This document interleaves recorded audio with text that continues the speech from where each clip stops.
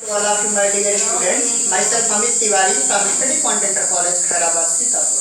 मेरे प्रिय विद्यार्थियों, आप सभी का स्टडी पॉइंट की ऑनलाइन वर्चुअल क्लासेज में हार्दिक अभिनंदन है।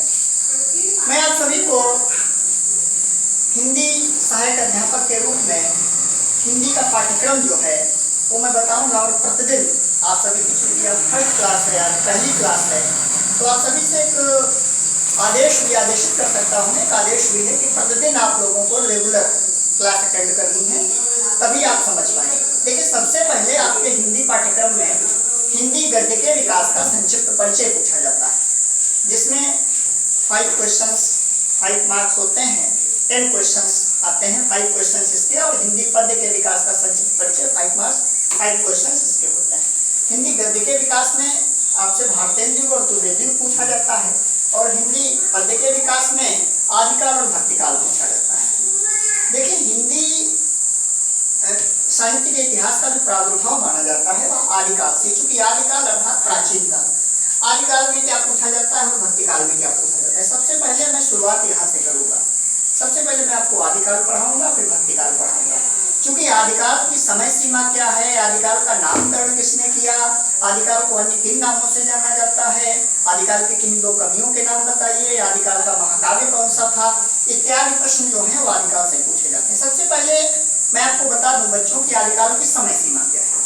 आदिकाल की समय सीमा 769 ईस्वी से 1343 ईस्वी तक मानी जाती है, और उसके बाद 1343 से 1643 ईस्वी तक भक्तिकाल, जिसको पूर्व मध्यकाल कहा जाता है, और फिर रीतिकाल और आधुनिक काल आता है। इन दोनों कालों को आपको हाई स्कूल में पढ़ना है। क्योंकि मैं बता देता हूँ आपकी सुविधा की दृष्टि से, रीतिकाल की समय सीमा 1643 ईस्वी से 1868 ईस्वी, और रीतिकाल के बाद आधुनिक काल आता है। आधुनिक काल 1868 ईस्वी तक वर्तमान काल है। लेकिन आधुनिक काल के अंतर्गत ही आपका भारतेंदु युग, द्विवेदी युग, छायावाद युग, छायावादोत्तर युग, प्रगतिवाद युग, प्रयोगवाद युग, नई कविता युग, कई युग आ जाते हैं उसके अंतर्गत। उसमें आपको फिर मैं भारतेंदु और द्विवेदी पढ़ाऊंगा। इसलिए मैं शुरुआत यहाँ से कर रहा हूँ आदिकाल से। आपको आदिकाल पर विशेष फोकस करना है और आपको आदिकाल पढ़ना है। तो आज मैं बात आदिकाल की करता हूँ। आदिकाल के अंतर्गत सबसे पहले प्रश्न पूछा जाता है कि आदिकाल की समय सीमा बताइए।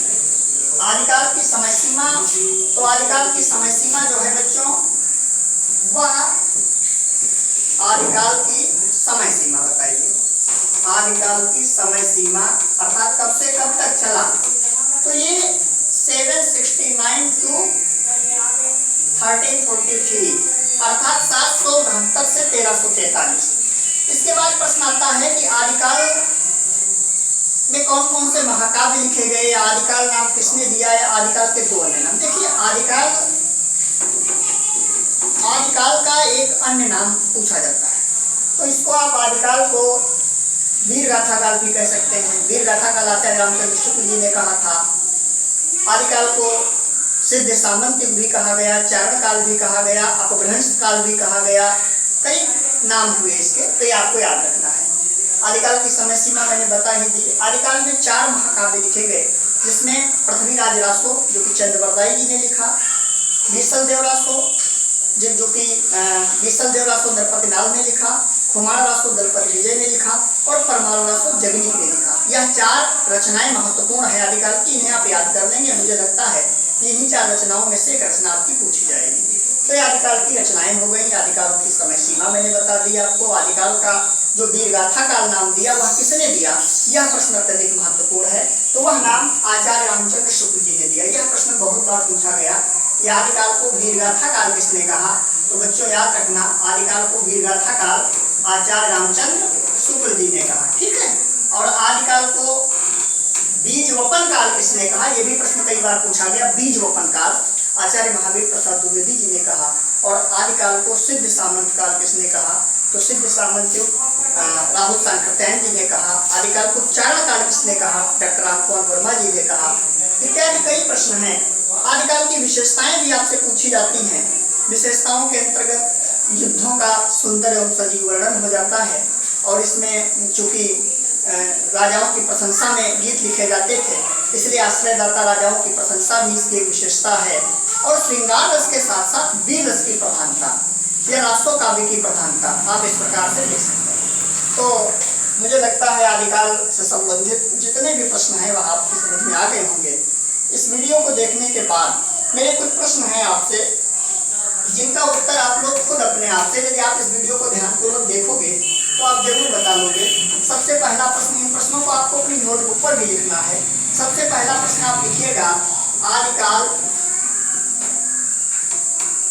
के कोई दो अन्य नाम बताइए। के कोई दो अन्य नाम बताइए, अन्य नाम बताइए। दूसरा प्रश्न आप लिखिएगा, आदिकाल की समय सीमा बताइए। आदिकाल की समय सीमा बताइए। तीसरा प्रश्न आप लिखिएगा, आदिकाल को वीरगाथा काल किसने कहा। आदिकाल को वीरगाथा काल किसने कहा।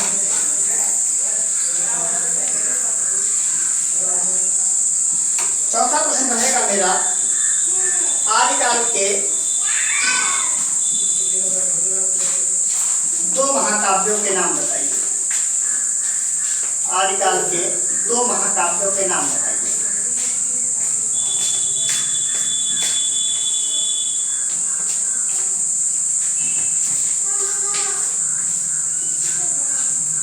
और अंतिम प्रश्न पांचवा होगा,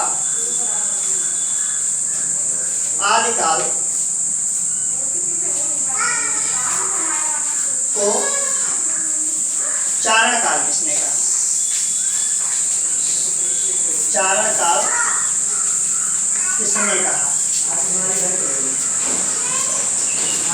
इन 5 प्रश्नों के उत्तर जब कल की क्लास हो उससे पहले आप लोगों को होमवर्क के रूप में मुझे बताना है और इन 5 प्रश्नों को आपको याद करना है। यदि आप इतना याद कर लोगे तो आदिकाल के संबंध में आपको अतिरिक्त कुछ भी पढ़ने की आवश्यकता नहीं पड़ेगी। मैं समझता हूँ आज के लिए इतना ही पर्याप्त है। Thank you class.